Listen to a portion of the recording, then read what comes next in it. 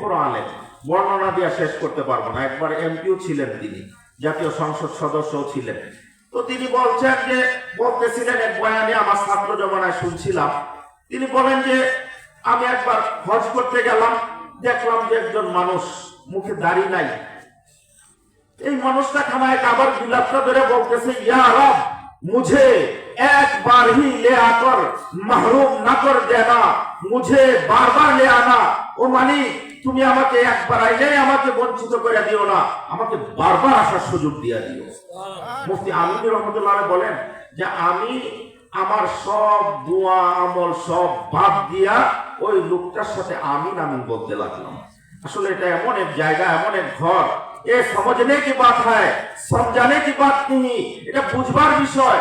যারা গেছেন আল্লাহর ঘর দেখছেন, কালো পর্দা দিয়ে ঢাকা কালো একটা ঘর, যারা দেখছেন তাদেরই একমাত্র বুঝে আসে। এটা বোঝানো সম্ভব না যে আল্লাহ তাআলা এই ঘরের ভিতরে কি মায়া রাখছেন, কি রহমত রাখছেন, কি মহব্বত রাখছেন।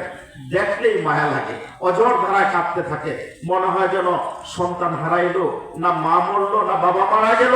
আসলে সন্তানও হারায় নাই, মাও মরে নাই, বাবাও মরে নাই। আল্লাহর ঘরের মায়ায় পড়ে কাঁপতে থাকি। তো বলতেছিলাম, তিনটা আমল শুধু চোখ দিয়া তাকায় থাকবে, বান্দার আমল নামায় নেকি লেখা হইতে থাকে। আজকে আলহামদুলিল্লাহ উলামায়ে কেরামের সমাগম আলহামদুলিল্লাহ এলাকায় হয়েছে। অনেক বড় বড় উলামায়ে কেরাম এলাকায় আসছেন, তিনি আলোচনা করে গেছেন। সারা রাত যদি বয়ান করতেন শুনতে ইচ্ছা হইতো না? আবারও তিনি আসছেন। আমি সেই ছোট্টবেলায় বলতে গেলে আজকে থেকে মনে হয় যে 20 বছরের কম না। এর আগে ওনার সাথে এক সফরে ছিলাম এই ময়মনসিংহ এলাকায়। দীর্ঘদিন পরে আজকে ওনাকে পাইলাম, মনটা ভরে গেছে যে ওনাকে আবারও সাক্ষাৎ হইল। মনে মনে অনেক খুঁজতে ছিলাম, একটা কার্ডও ছিল, হারায় ফেলছি। তো আজকে উনি আসছেন, বয়ান শুনলে আসলে ভালো লাগবে। আর আল্লাহর রহমতে এই তরিকা চরমনায় এই যে বয়ান করে গেলেন এতক্ষণ পর্যন্ত, এই বয়ানের ভিতরে কোনো বাড়তি কথা, কোনো ফাউল কথা, অপ্রয়োজনীয় কথা আপনারা শুনছেন?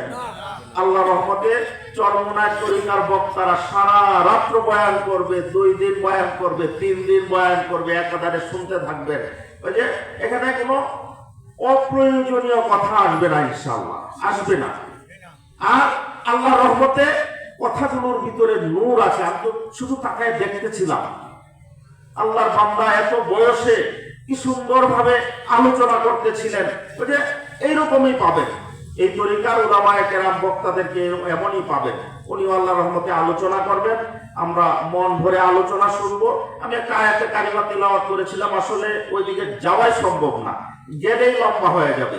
আর আমাদের তরিকার একটা বিষয় হলো যে আমরা ওই লম্বা আলোচনা করিয়া এরপরে ফজরের নামাজ কাজা করবে। আলোচনা যদি আমরা 3 দিন 3 রাতও শুনি আর একটা ফজর যদি নষ্ট হয়ে যায়, এটা পরিপূরক হবে? কোনোদিন হবে না, কোনোদিন হবে না। যে কারণে আমাদের তরিকার একটা নিয়মই যে এত লম্বা আলোচনা, এত দীর্ঘ রাত্র আলোচনা, যে আলোচনায় ফজর কাজা হবে, এমন আলোচনা আল্লাহর রহমতে করা হয় না।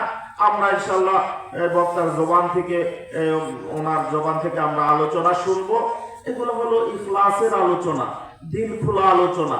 जो बात दिल से निकलती है वो जरूर आसर रखती है। যে কথা মন থেকে বের হয় ওই কথা মনের ভিতরে, দিলের ভিতরে যা দাগ কাটে। কথা ঠিক কিনা বলেন? দিল খোলা কথা শুনবেন, বয়ান শুনবেন, আলোচনা শুনবেন। আল্লাহর রহমতে আল্লাহ কোন কথার উসিলায় কার জীবনের আমূল পরিবর্তন ঘটায় দেয় জানা নাই। এজন্য আমরা ইনশাআল্লাহ আলোচনা শুনবো। আপনাদের কাছে একটা গুজারিশ আরজ আমি রেখে কথা শেষ করব। সেটা হলো যে আমি যে কথাটা বলছিলাম যে আমরা তো দুর্নীতিবাজদের এই দেশে চিনছি, কথা ঠিক না? সামনে যেন এই দুর্নীতিবাজদেরকে আমরা চিহ্নিত করে এরপরে তাকওয়াওয়ালা মানুষদেরকে ক্ষমতার চেয়ারে বসাই। পারবো না ইনশাআল্লাহ? আমার সাহেব মুর্শিদ পীর সাহেব চরমনায় বলতেন, লাগাইবা মাদার গাছ আর ফজলি আমের আশা করবা কোনোদিন সম্ভব না। ফজলি আম গাছ লাগাইয়া তারপরে ফজলি আমের আশা করতে হবে। কথা ঠিক না? এলাকার সবচেয়ে বড় দুর্নীতিবাজ, সবচেয়ে বড় ত্রাস, সবচেয়ে বড় সন্ত্রাস, ওকে ভোট দিয়া মেম্বার বানাইবেন, চেয়ারম্যান বানাইবেন, এমপি বানাইবেন, আমি একদিন তারাকান্দা দিয়ে যাইতেছিলাম, দুর্নীতিবাদের এক কাহিনী গাড়িতে বসে বসে শুনলাম। বলতেছে যে সিরিজ দিয়ে রক্ত বের কইরা এক মন্ত্রীর কথা বলে। চিনছেন তো? আরে চিনেন না? এক মন্ত্রীর কথা বলে, সিরিজ দিয়ে রক্ত বের করে ওর রক্ত বিক্রি কইরা এরপরে টাকাটা উদ্ধার করব। কোন টাকাটা? ওই যে চাকরি দেওয়ার জন্য যে 6 লাখ 8 লাখ 10 লাখ করে টাকা নিছে, একটা চাকরি ওই ফুলপুর তারাকান্দা এলাকায় দিতে পারে নাই, দিতে পারে নাই। এই চিহ্নিত দুর্নীতি বা সন্ত্রাসীদেরকে ভোট দিবে আর আশা করবেন যে সমাজে শান্তি প্রতিষ্ঠা হবে, এটা কোনোদিন সম্ভব না। এজন্য ন্যায় নীতিবান নিষ্ঠা পরহেজগার মানুষদেরকে দেখা ভোট দিবেন, মেম্বার বানাইবেন, চেয়ারম্যান বানাইবেন, এমপি মন্ত্রী বানাইবেন। আল্লাহর রহমতে আমাদের সমাজ সুন্দর সমাজ হবে, আমাদের সমাজে শান্তির সুবাতাস বইবে ইনশাআল্লাহ, যদি আমরা আমাদের সেই নীতিটাকে ধরে রাখতে পারি। টাকার বিনিময়ে যদি ভোটটা বিক্রি না করে দিই। আল্লাহ আমাদেরকে তৌফিক দান করেন, আল্লাহ আমাদেরকে যে সঠিক সিদ্ধান্তে পৌঁছার তৌফিক দান করেন। ওলামায়ে কেরামের জবান থেকে আলোচনা শুনে নিজের জীবনের আমূল পরিবর্তন ঘটানোর তৌফিক আল্লাহ তাআলা আমাদের সকলকেই দান করেন। সবাই বলি আমিন। ওয়া আখিরু দাওয়ানা আলহামদুলিল্লাহ।